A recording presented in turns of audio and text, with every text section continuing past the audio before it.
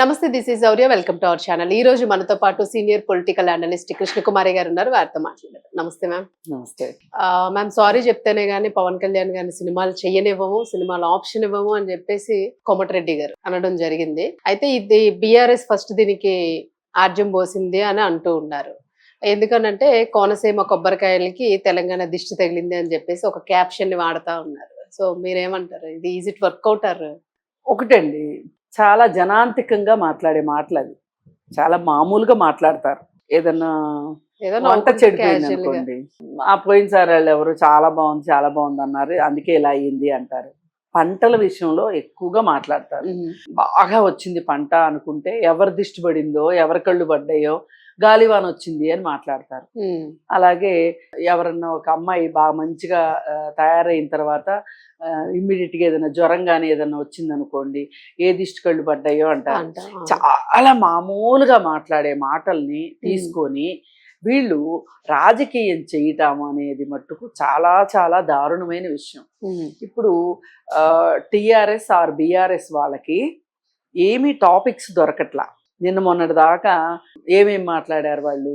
కాంగ్రెస్ ప్రభుత్వం 6 గ్యారంటీల పేరుతోటి ఎలక్షన్ నినాదంతో గెలిచింది, అలాగే అధికారంలోకి వచ్చింది. ఆ 6 గ్యారంటీలు వాళ్ళు ముందే చెప్పారు, మేము 1 by 1 చేస్తాము, చెయ్యకుండా అయితే ఉండము అని. కానీ వచ్చిన తెల్లారి నుంచి 6 గ్యారంటీల సంగతి ఏంటి, 6 గ్యారంటీల సంగతి ఏంటి అని మొదలెట్టారు. రెండోది, దానికంటే ముందు 3 నెలల్లో ఈ గవర్నమెంట్ పడేస్తాము, 3 నెలల్లో ఈ గవర్నమెంట్ పడేస్తాము అని మాట్లాడారు. అసలు ఒక సీఎంని పట్టుకొని ఇష్టారీతిని మాట్లాడారు. ఇలా అయిపోయినాయి, అలా వరుసగా అయిపోయి ఇంకే టాపిక్ దొరక్క చివరికి ఇప్పుడు వీళ్ళు ఎక్కడికి ఎంత సిగ్గులేనితనంగా తయారయ్యారంటే ఇది ఏమనాలంటే మాటలు కూడా రావట్లేదు. అసలు మామూలుగా అయితే ఒక మర్యాదగా మాట్లాడాలంటే భయము భక్తి అని మాట్లాడతాం. ఇంకొంచెం గ్రేడ్ పెంచాలంటే సిగ్గులేదా అంటాం. లేదు ఇంకొంచెం ముందుకెళ్తే మాట్లాడడానికి కూడా బాగోదు, అసలు వినడానికి కూడా బాగోదు. అసలు ఎందుకు వీళ్ళు ఈ విధంగా గ్యాస్ లైటింగ్ చేస్తున్నారో అర్థం కావట్లా. అగ్నికి ఆజ్యం పోసినట్టు చేస్తున్నారు. ఎవరో ఒకళ్ళు మాట్లాడటం. ఇప్పుడు పవన్ కళ్యాణ్ అన్నాడు అనుకోండి, చాలా మాట వరుస కన్నాళ్ళే అని వదిలేయచ్చు, అది క్యాజువల్ టాక్ అని వదిలేసేయచ్చు. బహుశా అక్కడ టాపిక్ ఏమై ఉంటదంటే, కోనసీమలో ఈ సంవత్సరం కొబ్బరి దిగుబడి తగ్గుంటది అని ఎవరో అడుగుంటారు. అడిగితే అవును తెలంగాణ దిష్టి తగిలింది అని నవ్వుకుంటే అనేసి ఉంటారు. దాన్ని పట్టుకుని ఇంత రాద్ధాంతం చేయటము. ఇప్పుడు ఏమవుతుందంటే, అసలు ప్రతిపక్షము అనేది ప్రభుత్వాన్ని ప్రజల కోసం పనిచేయించేటట్లుగా చేయవలసిన బాధ్యత ప్రతిపక్షాంది. ఇప్పుడు వీళ్ళు కానీ సమర్థవంతంగా ప్రజల సమస్యల్ని ప్రభుత్వం దృష్టికి తీసుకెళ్ళి ప్రభుత్వంతో పనిచేసే విధంగా ఉన్నారనుకోండి, అంటే ఒక నిర్ణయాత్మకమైన పాత్రని, ఒక చెప్పుకోదగ్గ పాత్రని గనక టీఆర్ఎస్ పోషించింది అనుకోండి, గవర్నమెంట్ కూడా ఆ పనులు చేసింది అనుకోండి, గవర్నమెంట్కి మంచి పేరు వస్తుంది కదా. గవర్నమెంట్కి మంచి పేరు రాకూడదు. గవర్నమెంట్ తోటి ప్రజలకు అవసరమైన పనులు చేయనివ్వకూడదు. ఇప్పుడు 6 గ్యారంటీలు వెంట పడ్డారు కదా, అవి ఒక్కొక్కటి అవుతూ వస్తున్నాయి. పైగా అతను ఏమన్నాడు, లంకి బిందెలు ఉంటాయి అనుకుంటే అతను అది కూడా చాలా సామెతగా మాట్లాడాడు, మాట వరుసకు మాట్లాడాడు. దాన్ని పట్టుకొని అదేదో ఆ లంకి బిందెలు తీసుకుని ఆయన ఏదో వేరే దేశం పారిపోతాడు అన్నట్లుగా క్రియేట్ చేశారు. ఇట్లా అంటే ప్రతిసారి కూడా అసలు మన రాష్ట్రం ఎదుర్కొంటున్న సమస్యలు ఏంటి, మన ప్రజలకు ఏంటి కావాలి అనే విషయంలో వీళ్ళు ప్రొజెక్ట్ చేయడం మానేసేసి ఎల్లి మళ్ళీ అని గిల్లి కజ్జాలు పెట్టుకోవడం ఎవరికి పనికొచ్చే డిస్కషన్స్ కాదు. అసలు కోతికొమ్మ చాట్లే రాజకీయ నాయకులు చేయాల్సిన అస్సలు కానే కాదు. బాధ్యతాయుతమైన రాజకీయ నాయకుడు కేవలం వచ్చింది ప్రజాసేవ చేయడం కోసమే. కానీ సొంత ఆస్తులు సంపాదించుకుంటున్నారు, పేరు తెచ్చుకుంటున్నారు, సేవలు చేయించుకుంటున్నారు, ఎన్నెన్నో చేసుకుంటున్నారు. మీరు ఏమన్నా చావండి, ప్రజలకి చెయ్యాల్సింది మీరు చెయ్యాల్సిందే, మీ బాధ్యత ప్రకారం మీరు చెయ్యాల్సిందే. అలా చేయించాల్సిన బాధ్యత కూడా ప్రతిపక్షాందే. అయితే ఆ ప్రతిపక్షం ఇవాళ ఎంతటి దారుణమైన పరిస్థితిలో ఉంది అంటే, వాళ్ళకి అసలు మన పార్టీ ఉంటుందా ఉండదా అని ఒక భయంలోకి వెళ్ళిపోతున్నారు. రేవంత్ రెడ్డి చూసుకుంటూ ఉంటే ఒకదాని తర్వాత ఒకటి మొదట్లో వీళ్ళు పెట్టిన కుంపటికి అసలు అతన్ని ఎవరైతే తన పార్టీకి ఆకర్షితులై వస్తున్నారో అది ప్రతిపక్షంలో నుంచి వాళ్ళని తీసుకోవడానికి సిద్ధం కూడా అయ్యాడు. ఎందుకంటే వీళ్ళు ఎవరిని లాగే పడగొట్టేస్తాం అన్నారు కదా, మరి పడగొట్టేస్తాం అనేసరికి కొంచెం ఆ టెన్షన్ పెట్టారు. అది అయిపోయిన తర్వాత అతను కొంచెం స్థిమితమయ్యి ఒకదాని తర్వాత ఒకటి చేసుకుంటా వస్తున్నాడు. మొదటిది ఏంటంటే కంటోన్మెంట్లో గెలవడం ఒక మంచి పునాది పడిందని చెప్పుకోవచ్చు. మళ్ళీ ఇక చివరికి మొన్న జూబ్లీ హిల్స్ గెలుపుతోటి టిఆర్ఎస్ వాళ్ళు కుదేలైపోయారు.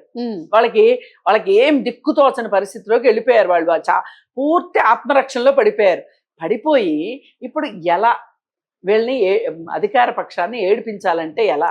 పైగా ఇప్పుడు స్థానిక సంస్థల ఎన్నికలు వస్తున్నాయి.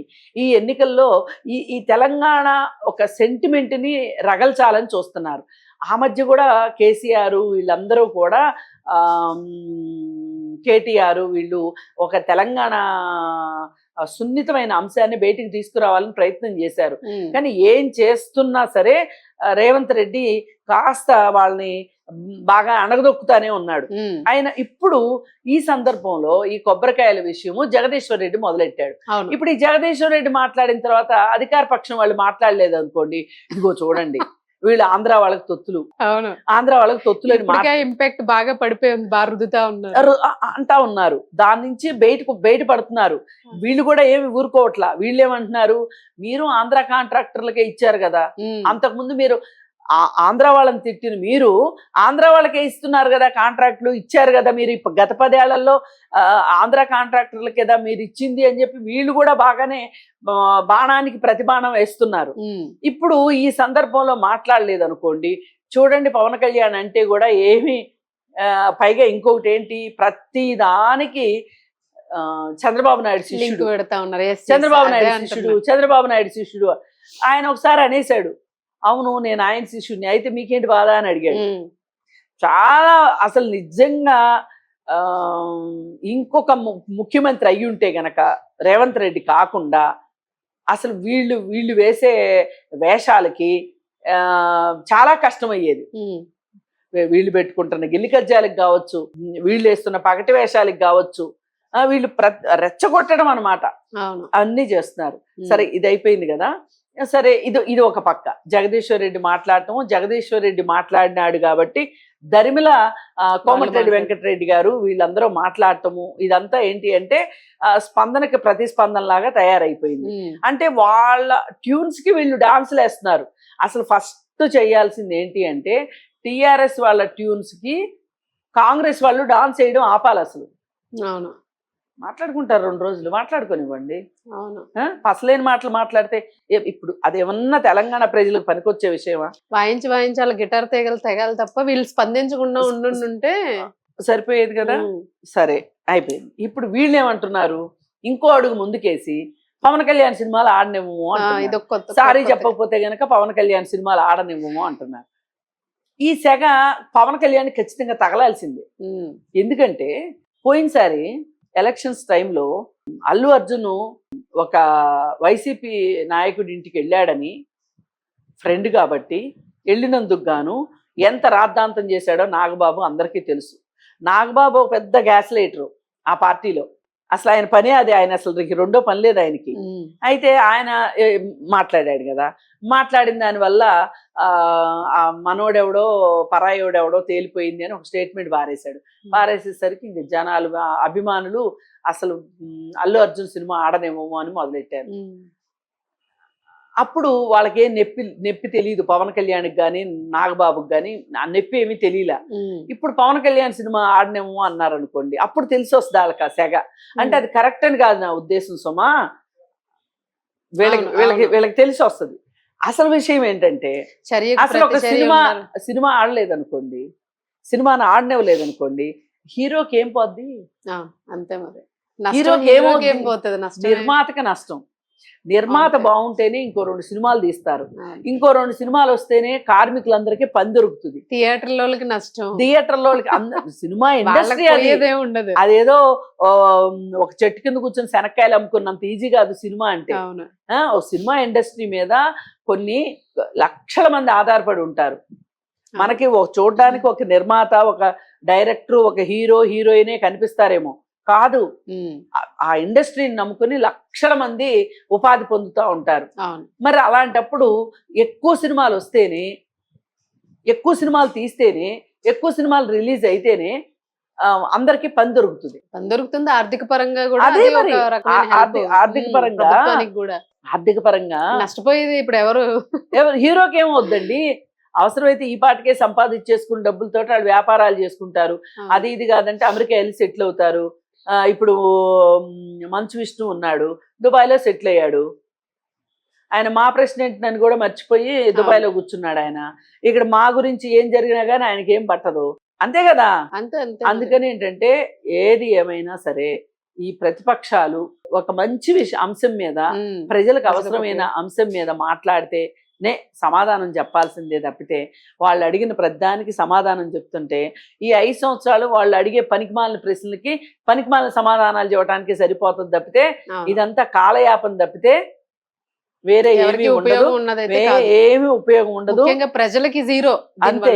ఇది ఇది ఇది ఒక చిన్న టీ కప్ లో తుఫాన్ లాంటిది. దీన్ని ఇంతటితో వదిలేయకోకుండా జగదీశ్వర్ రెడ్డికి పని లేదు, పని లేక ఇప్పుడు వాళ్ళు రాజకీయ నిరుద్యోగులు ఒక రకంగా. మొన్న ముక్కి మూలిగి గెలిచాడు. ఇప్పుడు కవితని ఏదో ఇష్టారీతిని మాట్లాడితే కవిత బాగా గడ్డి పెట్టింది కదా, ఆయన సిగ్గు బుద్ధి రాలేదు ఆయనకి, అందుకని ఉల్లిక్తులాగా ఎగురుతున్నాడు. సో ఏది ఏమైనా సరే మీరు అసలు ఒక బాధ్యతాయుతమైన ప్రతిపక్షం పాత్ర పోషిస్తే మీకు ఏమైనా అవకాశం ఉంటుంది, చరిత్రలో నిలబడతారు. లేదనుకోండి, ఈ రోజుకి జవహర్లాల్ నెహ్రూ గురించి ఎందుకు మాట్లాడుకుంటాము? ఆయన ఏం చెప్పాడు? అధికార పక్షం ఎంత అవసరమో అధికార పక్షం ప్రజలకు ఏం చేయాలి, కానీ ప్రతిపక్షం బాధ్యతాయుతమైన ప్రతిపక్షం ఇంకా అవసరం అని చెప్పాడు. ఆ మాటని ఈ రోజుకి మనం గుర్తు చేసుకుంటున్నాం. ఇది ఇది ఇది గుర్తు లేకపోతే ఎట్లా? వీళ్ళకి గుర్తుండాలి కదా. అందుకని ఒకటే నేర్చుకోవాల్సింది అధికార పక్షం వాళ్ళు, ఏనుగెళ్తుంటే కుక్కలు మరుగుతూ ఉంటాయి, పట్టించుకోకూడదు. మీరు ప్రజలకు చేయాల్సింది మీరు చేయండి.